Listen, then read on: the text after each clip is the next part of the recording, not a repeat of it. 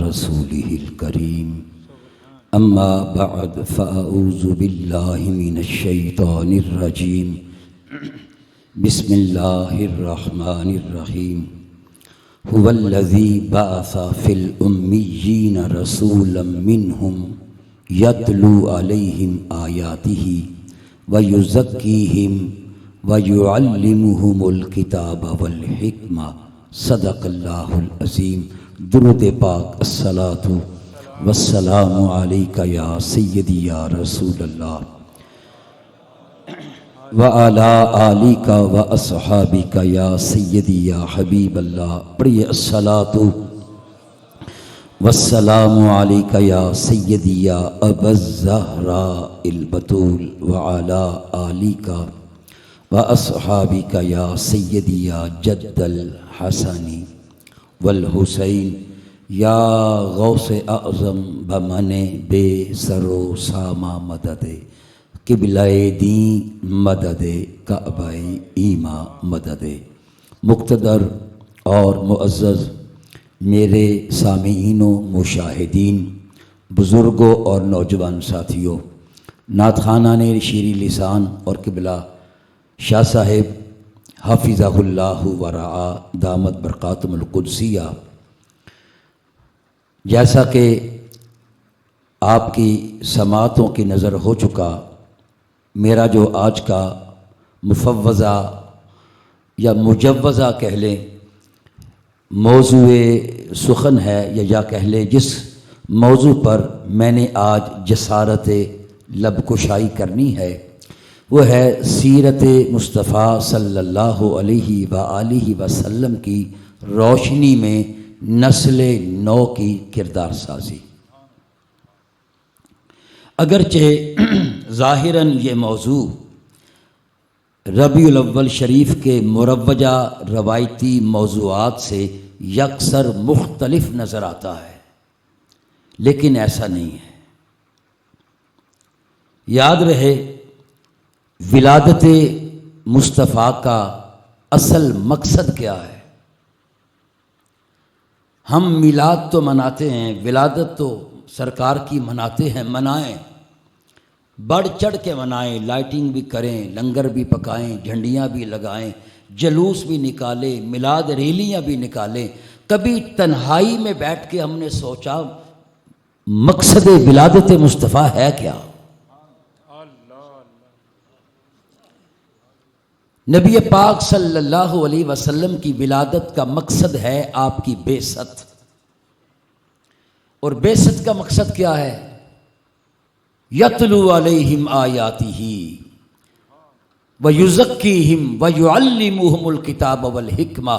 آپ کی آمد کا، ولادت کا، بعثت کا یہی مقصد ہے کہ آپ نسل نو کی کردار سازی فرمائیں، بنی نو انسان کو ہدایت کا راستہ دکھائیں، بنی نو انسان کی کردار سازی فرمائیں۔ ہم باقی موضوعات کی طرف تو بہت دیکھتے ہیں، لیکن مقصد ولادت جو ہے، میں نہیں کہتا ہم نہیں توجہ کرتے، لیکن ہمیں اور توجہ کرنی چاہیے۔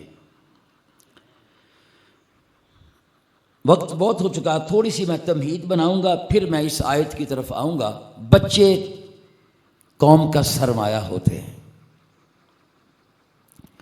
بچوں کا مستقبل حقیقت میں قوم کا مستقبل ہوتا ہے۔ اگر کسی بھی قوم کے مستقبل کو سنوارنا چاہتے ہیں تو اس قوم کے بچوں کو سنوار لیں۔ میں تعلیم کی بات نہیں کر رہا، تربیت کی بات کر رہا ہوں۔ تعلیم تو بڑھ گئی لیکن تربیت مفقود ہے۔ اکبر الہ آبادی نے بھی کہا تھا، جس جگہ کوئی کھل گیا کالج، جس میں اخلاق پہ گرا فالج، لوگ کہتے ہیں بڑھ گئی تعلیم، میں کہتا ہوں گھٹ گیا نالج۔ معذرت کے ساتھ میں کالجز یا دنیاوی تعلیمی اداروں کو نشانہ تان نہیں بنانا چاہتا، مدارس کے احوال بھی تربیت کے لحاظ سے اب دیگر گو ہیں۔ بات کسی اور طرف نہ نکل جائے۔ بات کر رہا تھا تعلیم بڑھ گئی تربیت کا فقدان ہو گیا۔ پہلے کتنے پڑھے لکھے لوگ ہوتے تھے، اتنے پڑھے لکھے لوگ نہیں تھے آج کے تناسب سے، لیکن ادب تھا، حیا تھی، تمیز تھی، حسب مراتب کا خیال تھا۔ اب تعلیم بڑھ گئی، لوگ پڑھے لکھے ہو گئے، نہ ادب رہا، نہ وہ حیا رہی، نہ تمیز رہی، احوال بگڑ گئے۔ وجہ کیا ہے؟ علم تو ہے، تربیت نہ رہی۔ کسی بھی نسل کی کردار سازی میں 3 بڑے ذرائع ہیں۔ کتنے؟ 3 بڑے ذرائع ہیں۔ پہلا ذریعہ ہے والدین، دوسرا ذریعہ ہے کہ والدین کسی کو کہہ دیں، کسی بڑے کو کہہ دیں، کسی بزرگ کو کہہ دیں، استاذ کو کہہ دیں اب بچے نو سمجھایا کرو جی، لیکن یاد رکھیے یہ نوبت اس وقت آتی ہے جب والدین اپنی تربیت کا موقع گوا دیتے ہیں، جب والدین اپنی ذمہ داری کو خود پورا نہیں کرتے، پھر یہ نوبت آتی ہے۔ تیسرا ذریعہ ہے تربیت کے لیے ہم بچے کو کسی اچھے ماحول میں بھیج دیں۔ سب سے بڑی ذمہ داری ہے والدین کی۔ مجھے بتائیے والدین کا کتنا بڑا مقام ہے؟ آپ کہیں گے بہت بڑا مقام ہے۔ جتنا والدین کا بڑا مقام ہے، والدین کی تربیت کے لحاظ سے اتنی بڑی ذمہ داری بنتی ہے۔ والدین کی ذمہ داری اولاد کی تربیت کے حوالے سے کب شروع ہوتی ہے؟ جب اولاد پیدا ہو جائے؟ نہیں، شادی سے پہلے ذمہ داری شروع ہو جاتی ہے۔ میرے جملوں پہ غور کرنا ہے۔ بندے کو چاہیے یہ نہ دیکھے میں شادی کس سے کر رہا ہوں، وہ یہ دیکھے میں اپنے بچوں کی ماں کس کو بنا رہا ہوں۔ بہت بڑا جملہ ہے، اس پہ کئی سوالوں کے جواب ہیں۔ آج کے ماحول کے اعتبار سے، آج کے گھروں کا بچوں کا جو ماحول بن گیا ہے، یہ نہ دیکھے کہ میں کس سے شادی کر رہا ہوں، یہ دیکھے میں نے اپنے بچوں کی ماں کس کو بنانا ہے۔ تو اسی طرح عورت یہ نہ دیکھے میں کس کو شوہر بنا رہی ہوں، وہ یہ دیکھے میں اپنے بچوں کا باپ کس کو بنا رہی ہوں۔ کیوں؟ خون کے اثرات منتقل ہوتے ہیں، ہوتے کہ نہیں ہوتے؟ عادت و اطوار منتقل ہوتی ہیں۔ پنجابی دے وچ جے کو تنگ آ جائیے، جڑا جس کا کردار اچھا نہ ہوئے، اسی کہنے کیدا خون آ۔ ادب عربی کی کتاب میں نے ایک واقعہ پڑھا تھا۔ میری عادت نہیں میں کبھی واقعات کو بیان کروں، میں ہمیشہ استدلال بیان کرتا ہوں جو مجھے سنتے ہیں، لیکن ضرورت کے پیش نظر آج میں واقعہ کو کوٹ کرنے لگا ہوں۔ پرانا دور ہے، خانہ بدوشی زندگی ہے، ادب عربی کا واقعہ ہے۔ لڑکی جو ہے اپنے گھر سے اونٹ لائی، لڑکے کو کہتی ہے آؤ چلیں۔ لڑکا بھی بیچارہ نکل پڑا، دونوں اونٹ پہ بیٹھ گئے۔ یہ ہے کہ ہم اپنی بستی سے جلدی جلدی نکل جائیں، ہمیں کوئی پکڑ نہ لے، دیکھ نہ لے۔ نکل گئے، دور گئے، راستے میں ایک چشمہ تھا بہتا ہوا۔ اب راستہ اور تھا کوئی نہیں، اونٹ ہے، بڑی بڑی ٹانگیں ہیں۔ اس نے کہا، اس نے اپنے اونٹ کو چشمے میں ڈال دیا کہ جلدی نکل جائیں گے۔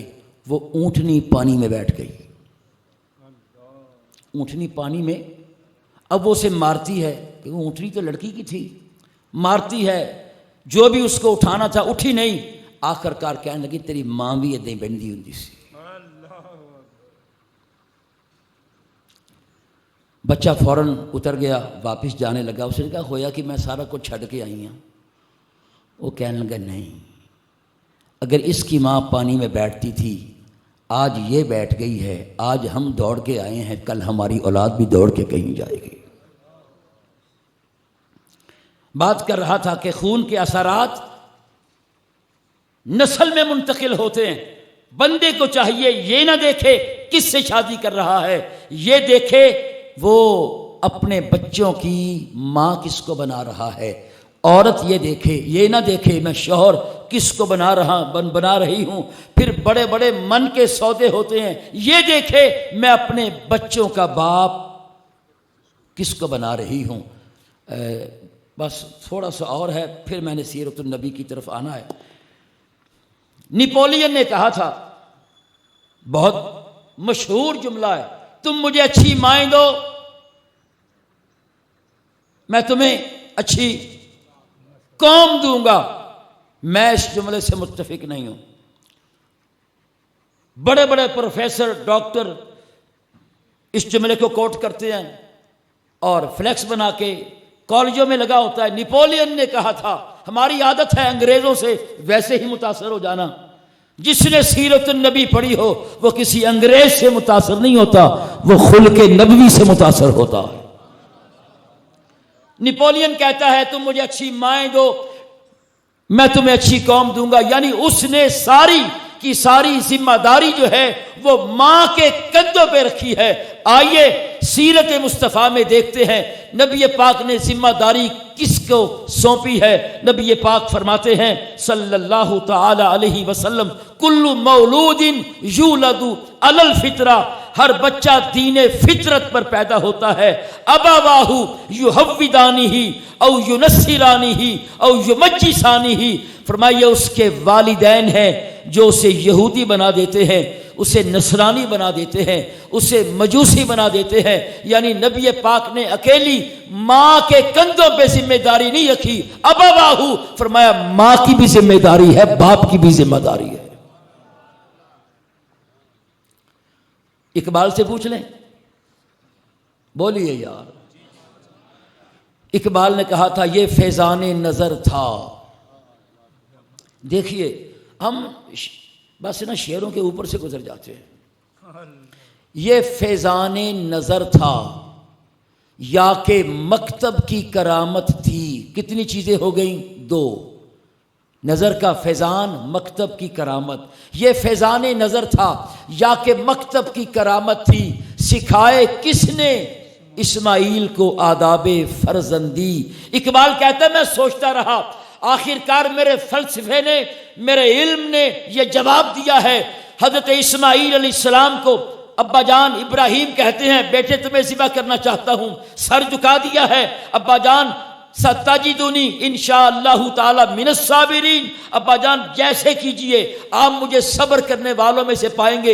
اقبال کہتا ہے میں سوچتا رہا وجہ کیا ہے؟ اقبال کہتا ہے میرے باطن سے جو مجھے جواب آیا ہے کہ دو چیزیں ہیں جن کی وجہ سے حضرت اسماعیل علیہ السلام میں یہ ادب پیدا ہوا ہے۔ ایک فیضان نظر ہے، دوسرا مکتب کی کرامت ہے۔ مجھے بتاؤ حضرت اسماعیل کس مکتب میں پڑھنے گئے تھے؟ بچے کا پہلا مکتب ماں کی گود ہے۔ اقبال کہتے ہیں باپ کی نظر کا فیضان اور ماں کی گود کی کرامت، دو چیزیں کی ضمانت تم دے دو، اچھی نسل کی ضمانت اقبال دے رہا ہے۔ افسوس آج نہ نظر کی کرامت رہی نہ وہ ماں کی گود کا فیضان رہا۔ وہ کیا کسی نے کہا تھا جس دن کسی کشکول میں بھیک نہ ہوگی، جس دن کسی کشکول میں بھیک نہ ہوگی، وہ رات میری قوم پہ تاریک نہ ہوگی۔ اس قوم کے مقدر میں لکھی ہے تباہی جس قوم کے مکتب کی فضا ٹھیک نہ ہوگی۔ اور ہمارے مکاتب کی آج، مکتب مدرسوں اسکولوں کی آج کل پوزیشن کیا ہے، حالت کیا ہے، آپ مجھ سے بہتر جانتے ہیں۔ میں آپ کو جہاں لے کے جانا چاہتا ہوں بڑی توجہ کے ساتھ۔ کیا والدین کی ذمہ داری کب شروع ہوتی ہے؟ جب اولاد ہو جائے؟ نہیں۔ انبیاء کا شیوا کیا ہے؟ انبیاء کا اسوہ حسنہ کیا ہے؟ ابراہیم علیہ السلام دعا مانگتے ہیں ربی ہب لی من الصالحین، ابھی بیٹا ہوا بھی نہیں، دعا مانگتے ہیں یا اللہ مجھے نیک بیٹا عطا کر دے۔ زکریا علیہ السلام دعا مانگتے ہیں ربی حبلی من لدنک ذریۃ طیبہ، یا اللہ نیک اولاد دینا۔ ماں باپ کی ذمہ داری ہے، کیا اولاد ابھی ہوئی بھی نہیں ہے، دعا مانگے یا اللہ ہمیں نیک اولاد عطا کر دے۔ اور والدین یہ بات ذہن میں رکھے، بچے سنتے نہیں ہیں، دیکھتے ہیں۔ بچے سنتے نہیں، دیکھتے ہیں۔ جو سنتے ہیں وہ مانتے نہیں، جو دیکھتے ہیں وہی مانتے ہیں۔ تو والدین کی ذمہ داری یہ بنتی ہے، اگر وہ اپنی اولاد کو مہذب، مثقف، سلیقہ شعار، امانت دار، دیانت دار، درگزر کرنے والے، غصہ نہ کرنے والے، پابند عبادت، اخلاق، خوش اخلاق، نافع، بے ضرر اولاد کو چاہتے ہیں، تو والدین کو چاہیے وہ ان صفات کو اپنے آپ میں پیدا کر کے بچوں کو دکھائیں، کیونکہ اچھی اولاد پیدا کرنے کے لیے اچھے والدین کا ہونا ضروری ہے۔ اللہ اکبر۔ حضور نبی پاک صلی اللہ تعالی علیہ وآلہ وسلم آپ دنیا میں تشریف لائے، اس وقت احوال کیا تھے؟ سیرت کی کتابیں اٹھا کے دیکھیے، عابد میاں ڈبیلی کی کتاب ہے رحمت للعالمین، اس نے زمانہ جاہلیت کا بڑا نقشہ کھینچا ہے۔ آپ اس وقت آئے، توجہ کے ساتھ، جس وقت جہالت پیک پہ پہنچ چکی تھی، تو رب تعالیٰ نے نبی پاک کی ذمہ داری کیا لگائی تھی؟ آپ نے آ کے قوم کی تربیت کرنی تھی، جو اس وقت کی نسل تھی اس کی کردار سازی کرنی تھی۔ اور کیسی کردار سازی کی ہے؟ وہ کون سے امور ہیں جو رسول کریم صلی اللہ علیہ وسلم کو رب تعالیٰ نے تفویض کیے اور نبی پاک نے زمانے کی کایا پلٹ کے رکھ دی ہے؟ ان میں سے پہلا کام کیا ہے؟ یتلو علیہم آیاتہ، میرا نبی جو ہے ان پر قرآن کی آیتوں کو تلاوت کرتا ہے۔ اتر کر ہرا سے سوئے قوم آیا اور ایک نسخہ کیمیا ساتھ لایا، مسے خام کو جس نے کندن بنایا، کھرا اور کھوٹا الگ کر دکھایا۔ وہ بجلی کا کڑکا تھا کہ سوتے ہادی، عرب کی زمین جس نے ساری ہلا دی۔ وہ مصطفیٰ کریم جو قرآن لے کے آئے تھے، صحیفہ انقلاب، کتاب ہدایت، قرآن پوری کائنات کی وہ سب سے بڑی کتاب ہے جس کا موضوع انسان اور اس کی ہدایت ہے۔ نبی پاک نے بنی نوع انسان کی ہدایت کے لیے سب سے پہلا کام کیا کیا؟ قرآن پاک کی تلاوت۔ آئیے، اگر ہم چاہتے ہیں ہماری اور اس نسل کی کردار سازی ہو جائے، ہمیں قرآن کی طرف رجوع کرنا ہے۔ لیکن مجھے بتائیے، آج ہم قرآن کی سمجھنا تو دور کی بات ہے، قرآن کی تلاوت کتنی کرتے ہیں؟ آپ نے مجھے نہیں بتانا، میں نے آپ کو نہیں بتانا، ہر بندہ جانتا ہے میں کہاں کھڑا ہوں۔ قرآن وہ کتاب ہے جس کی تاثیر سے خشونت و رونت ملائمت میں بدل گئی، جس کی تاثیر سے پتھروں کے جگر آبدار ہو گئے، جس کلام نے بندہ نوازیوں کی ادائیں سکھائیں، جس کلام نے تہذیب و تمدن کے نابغہ روزگار نمونے پیش کیے، جس کلام پہ عمل کرنے والوں نے مسجد نبوی کے صحن میں بیٹھ کے اہل جہان کا نوشتہ تقدیر بدل کے رکھ دیا۔ مجھے بتائیں، قرآن صحیفہ انقلاب ہے کہ نہیں؟ تھوڑا سا میں ویو پیش کروں۔ جب تک قرآن اترا نہ تھا، میرے نبی تو تھے، کہلاتے محمد ابن عبداللہ تھے، قرآن اترا ہے رسول اللہ کہلائے۔ قرآن اترا تو رسول اللہ کہلائے۔ اللہ اکبر۔ گوگل میں ایک نئی رپورٹ آئی ہے، آپ گوگل پہ جائیں، میرے موبائل میں اس کا سکرین شاٹ ہے۔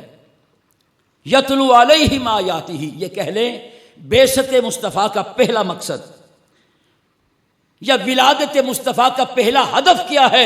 یتلو علیہم آیاتہ، کہ میرا نبی اس قوم پہ قرآن کی آیتوں کو تلاوت کرے گا۔ آقا تو تلاوت کر کے چلے گئے، اب امت کا کام کیا ہے؟ قرآن کی بولیے تلاوت کرے۔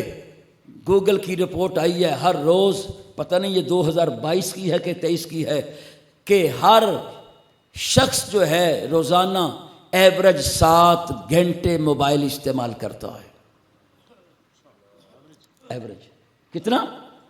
7 گھنٹے موبائل استعمال کرتا ہے۔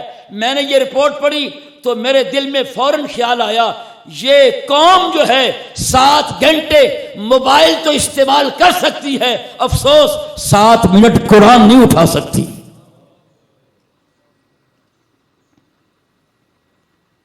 اقبال نے بہت گلہ کیا، قبلہ مجھے نہیں پتا اقبال کو اللہ نے کیسی نظر دی تھی، اور اقبال کا ہاتھ زمانے کی نبض پہ تھا۔ اقبال کہتا ہے میں جانتا ہوں یہ امت حامل قرآن نہیں۔ میری آج کے ان کچھ جملوں کے پیش نظر اگر کسی کو گھر جا کے قرآن پڑھنے کی سعادت نصیب ہو گئی، میں سمجھوں گا میری سب محنت سوارت ہو گئی ہے۔ اقبال کہتا ہے میں جانتا ہوں یہ امت حامل قرآن نہیں، ہے وہ سرمایہ داری بندہ مومن کا دین۔ اقبال کہتا ہے تیرا کام صبح سے لے کے شام تک سرمایہ کے پیچھے بھاگنا ہے۔ میں جانتا ہوں یہ امت حامل قرآن نہیں، ہے وہ سرمایہ داری بندہ مومن کا دین۔ میں جانتا ہوں مشرق کی اندھیری رات میں بے ید بیضا ہے پیران حرم کی آستین۔ اقبال کہتا ہے پیروں کے بڑے بڑے جبے ہیں، ان کی آستینیں بھی بڑی بڑی ہیں، افسوس کہ ان آستینوں میں ید بیضا نہیں ہے۔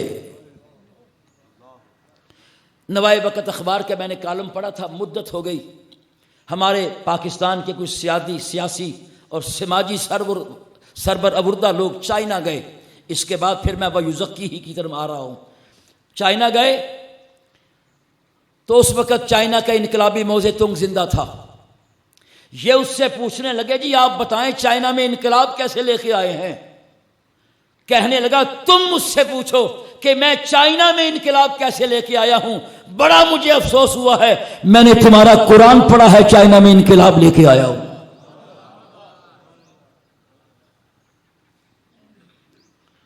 اللہ اکبر، اتنے لوگ بیٹھے ہیں، کوئی ہاتھ اٹھا کے یہ نہیں کہہ سکتا مجھے کوئی ٹینشن نہیں ہے، مجھے کوئی غم نہیں ہے، مجھے کوئی مصیبت نہیں ہے۔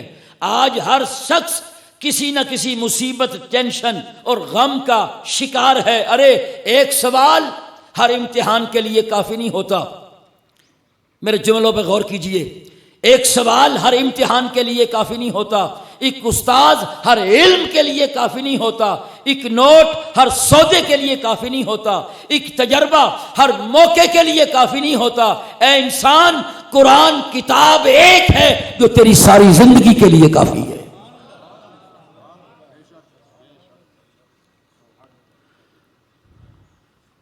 اقبال کا ایک اور گلہ سنا کے میں آگے نکلوں گا۔ اقبال کہتا ہے صوفیے پشمینہ پوش حال مست، میں کیا پڑھ رہا ہوں؟ بعثت مصطفیٰ کا پہلا مقصد، ولادت مصطفیٰ کا پہلا مقصد جو ہے قرآن کی آیتوں کو تلاوت کرنا ہے۔ آج ہم سمجھتے ہیں جلوس نکال لیا ہم جنتی ہو گئے، دیگے پکا لی ہم بری ہو گئے، گلیوں کو سجا لیا بہت بڑا کام کر لیا۔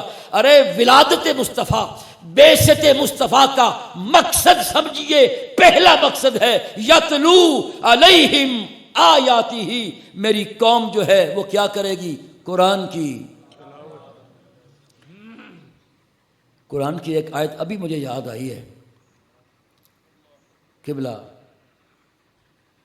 شاہ جی تشریف فرما ہیں، یا ربی ان قوم اتخذوا ھذا القرآن مہجورا۔ بعض مفسرین نے لکھا ہے یہ بات نبی پاک نے کر دی ہے، اللہ کی بارگاہ میں یہ شکایت لگا دی ہے، امام طبری نے لکھا ہے کہ آپ نے یہ ابھی بات قیامت کے دن کرنی ہے، یا ربی ان قوم اتخذوا ھذا القرآن مہجورا، اے میرے رب میری قوم نے قرآن چھوڑ دیا تھا، میری قوم نے قرآن چھوڑ دیا تھا۔ اقبال نے بڑا گلہ کیا ہے، بلکہ اقبال نے حقیقت بیان کی ہے۔ اقبال کہتا ہے صوفیے پشمینہ پوش حال مست، از شراب نغمہ قوال مست، آتش از شیر عراقی در دلش، در نمی سازد با قرآن محفلش۔ اقبال کہتا ہے قوالوں کے شعروں پہ تو بڑا سر دنتا ہے، قوالوں کے اشعار تجھے بڑے وجد میں لاتے ہیں، بتا قرآن کی آیت پہ تجھے وجد کیوں نہیں آتا؟ اقبال کہتا ہے در نمی سازد با قرآن محفلش، افسوس تیری مجلس میں قرآن نہ رہا۔ اگر ہم اپنے بچوں کی اس نسل کی کردار سازی کرتے ہیں تو سیرت مصطفیٰ قرآن ہمیں پکار پکار کے کہہ رہا ہے۔ نبی پاک نے پہلا کام کیا تھا یتلو علیہم آیاتی، ہم نے کیا کرنا ہے؟ قرآن کی آیتوں کو بولیے۔ بہت گفتگو کی جا سکتی ہے، وقت نہیں ہے، بس میں تھوڑے سے لمحات میں سمیٹوں گا۔ دوسرا کام کیا ہے؟ وَيُزَكِّيهِمْ، نبی ان کا تزکیہ کرتا ہے۔ کیا؟ تزکیہ نفس، تزکیہ، اس پر باقاعدہ کتابیں آپ لکھیں، تزکیہ نفس PDF، اتنی کتابیں ہیں۔ میں خلاصہ دینے لگا ہوں۔ تزکیہ نفس کسے کہتے ہیں؟ نیکی کو بدی پہ غالب کرنا، نیکی کو۔ انسان میں دو قوتیں ہر وقت کار فرما ہیں، خیر اور شر کی قوت، نیکی اور برائی۔ تفصیل کی طرف نہیں جاتا، وقت نہیں ہے۔ نیکی کو کیا کرنا ہے؟ بدی پہ، یعنی کہ یہ 24 گھنٹے کا انسان کا، رسول اللہ کے امتی کا محاسبہ ہے۔ دیکھنا ہے میری آنکھ اٹھی کدھر اٹھی ہے، میرے قدم کدھر جا رہے ہیں، میرے دل کا خیال کدھر جا رہا ہے۔ ارے نیکی کو بدی کرنے کا جذبہ جو ہے، مجاہدہ جو ہے، یہ 24 گھنٹے کا مجاہدہ ہے۔ تھوڑا سا اس پہ عرض کروں گا۔ حضور غوث الثقلین، کریم الطرفین، شیخ الانس والجن، شیخ الکل، شیخ عبد القادر جیلانی کہیے رضی اللہ تعالی عنہ، آپ فرماتے ہیں نفس شر ہی شر ہے۔ کیا؟ نفس شر ہی شر ہے۔ مجاہدے میں رہو کہ تیرا نفس امارہ نفس مطمئنہ میں بدل جائے۔ اور پھر فرماتے ہیں تیرے مرنے سے پہلے تیرا نفس مر جانا چاہیے۔ جنید بغدادی نے تو قلم ہی توڑ دیا ہے۔ جنید بغدادی فرماتے ہیں رضی اللہ تعالیٰ عنہ، فرمایا اپنے نفس کو کہیں لگا دے ورنہ یہ تمہیں کہیں لگا دے گا۔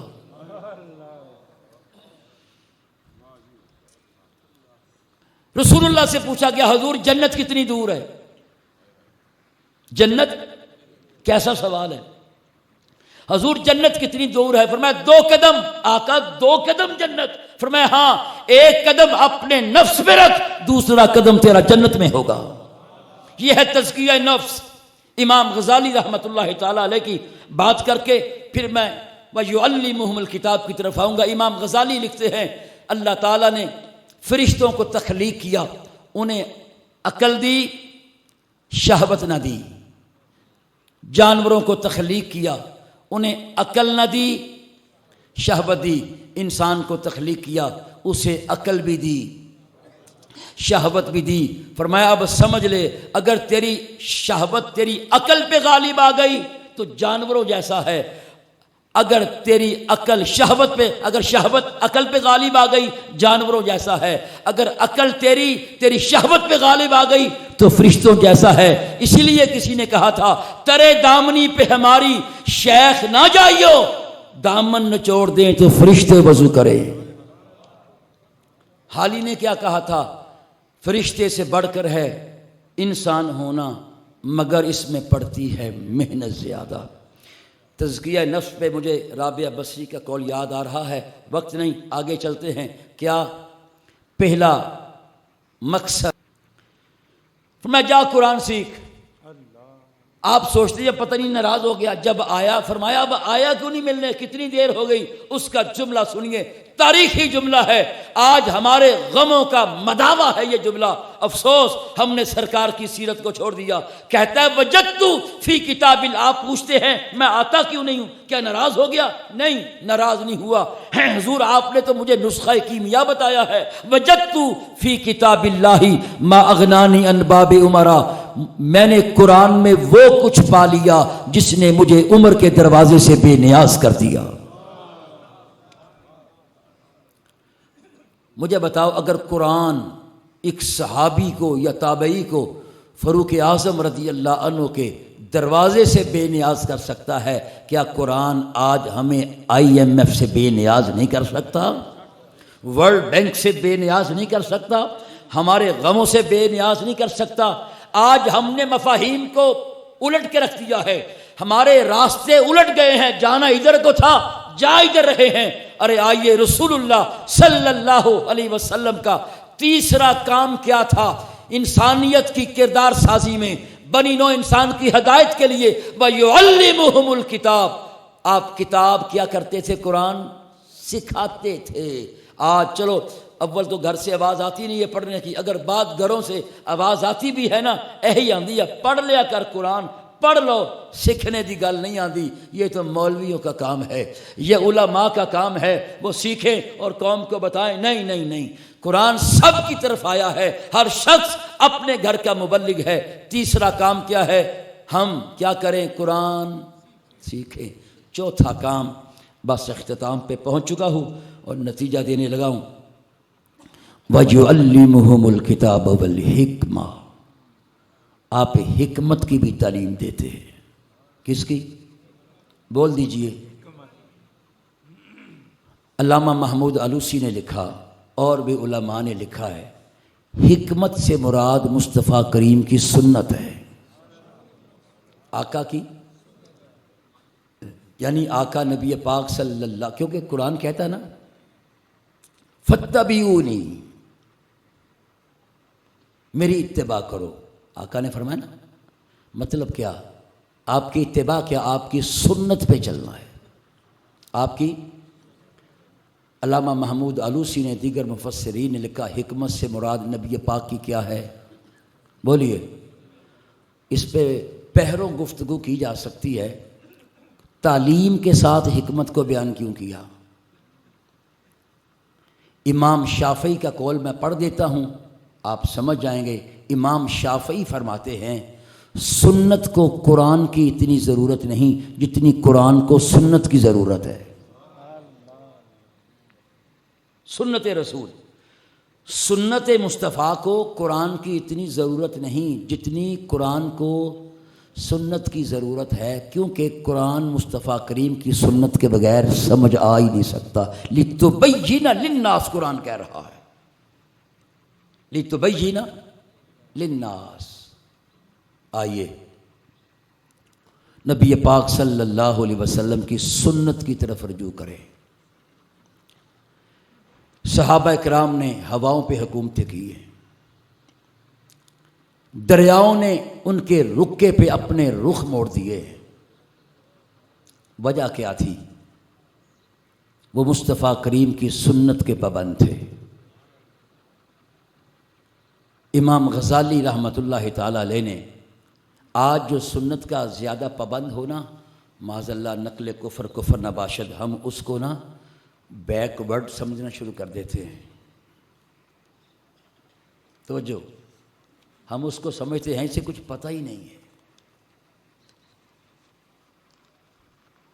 ہماری کتنی بیماریاں ہیں، میں دعوے سے کہتا ہوں ہم سنت کے مطابق کھانا پینا شروع کر دیں، واللہ ہسپتال خالی ہو جائیں گے۔ کیوں حضور؟ ہسپتال خالی ہو جائیں گے۔ اس پہ بہت حاشیہ چڑھایا جا سکتا ہے، وقت نہیں ہے۔ امام غزالی کا قول پیش کر کے بات ختم کرتا ہوں۔ آج ہمیں سنتوں پہ عمل کرنے میں شرم آتی ہے۔ امام غزالی کہتے ہیں، اپنے دور کی بات کرتے ہیں، فرمایا اگر کوئی صحابی اس دور میں آ جائے لوگ اسے دیوانہ کہیں۔ کیا کہیں؟ میں یہ کہتا ہوں بڑی توجہ کے ساتھ، صحابہ تو وراء الورا، اگر امام غزالی اس دور میں آ جائے ہم انہیں دیوانہ کہیں گے۔ اصل زندگی وہی ہے جو رسول اللہ کی سنت کے مطابق ہے۔ آئیے اپنی نسل کی کردار سازی میں 4 باتوں کو مد نظر رکھیے۔ اب میں نے نہیں کہنا، آپ نے دہرانی ہے، میری بات ختم ہے۔ پہلی کیا ہے؟ ماشاءاللہ تلاوت کلام پاک۔ دوسرا جی تزکیہ نفس جو 24 گھنٹے کا مجاہدہ ہے مومن کا۔ تیسرا قرآن پاک نہیں، سیکھنا قرآن کیا کہہ رہا ہے۔ اچھا بتاؤ سیکھنا کہاں سے ہے؟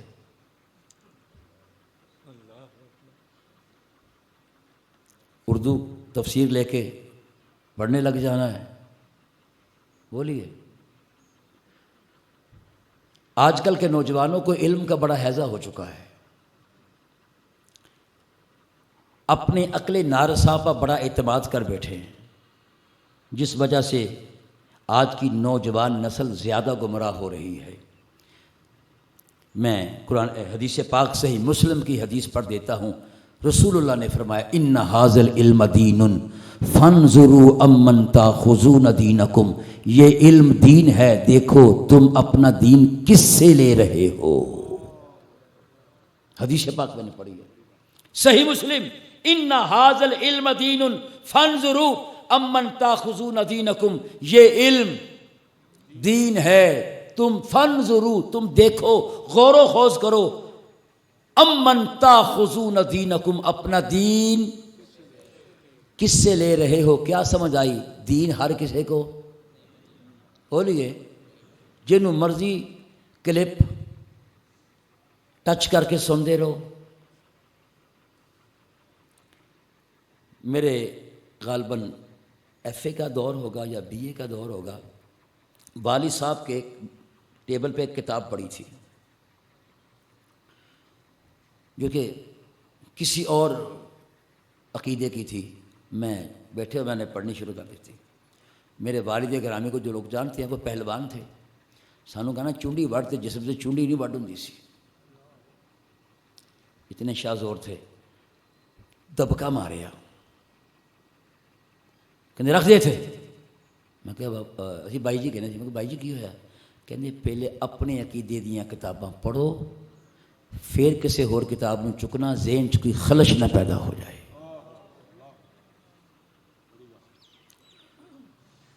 آئیے ایک جوتا ہم نے لینا ہو نا، جوتا پہلے چنگ بازار جائیدا ہے، اتوں پسند نہ آوے، کچہری بازار اتوں نہ پسند آئے، ڈی گراؤنڈ اتوں نہ پسند آیا، جڑا ہن نواں بازار بنیا ایتھے آ جائیدا گلبرگ دا۔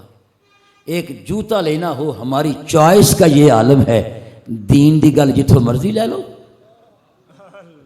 دیکھا کرو جس سے ہم دین کی بات لے رہے ہیں، مدینہ شریف کی طرف منہ کر کے یا رسول اللہ کہہ کے خیرات مانگتا ہے؟ بات میری سمجھ گئے ہیں؟ اللہ سے دعا ہے اللہ تعالیٰ پاکستان کی قوم کو صحیح قوم بنا دے، اللہ مسلم امت کو صحیح معنی میں قوم بنا دے۔ آج یہ قوم نہیں ہے، ایک ہجوم ہے، یہ قوم نہیں، آج یہ ہجوم ہے۔ یہ قوم ہوتی تو آج جو حال ہو رہا ہے ہمارا وہ حال نہ ہوتا۔ اسی پہ اکتفا کرتا ہوں۔ یا اللہ نبی پاک صلی اللہ علیہ وسلم کی سنت کے صدقے جو ہدف، جو مقاصد بعثت مصطفیٰ ہے، ہمیں ان پہ تدبر تفحص کرنے کی یا اللہ توفیق عطا فرما، اور ہمیں ان پہ عمل کرنے کی توفیق عطا فرما۔ یہ ہجوم جو ہے قوم میں بدل جائے۔ وما علیہ الا البلاغ۔